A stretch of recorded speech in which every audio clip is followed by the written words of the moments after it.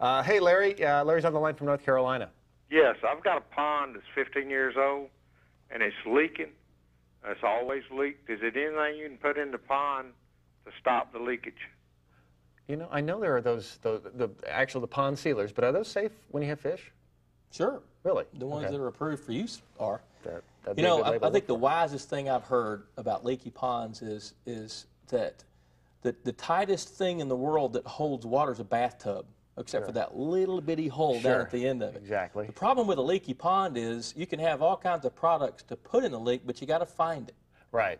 You know, so if you knew where it was leaking, then the odds of repairing it go up. But if you really want a foolproof answer, let it go ahead and drain, which is painful. After 15 years, not a bad idea anyway. Right. And then go back in and line the bottom with clay, if you have clay available. If not, then there's liners, there's plastic liners, there's sodium bentonite, which is drilling mud, which is a mineral that when it's wet expands anywhere from 3 to 15 times its size. It will expand into those leaks. But in order to do it properly, you need to get all the water out and get in there in the bottom of it and fix it.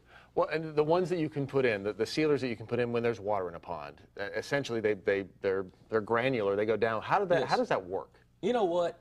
I'm glad you mentioned that. There's a company in Arizona. I think it's ESS 13 is their product, and that's the same. It's a polymer that they mixed with vegetable oil that you can actually mix into the water, and it will settle out over the entire bottom of the pond and seal the whole thing.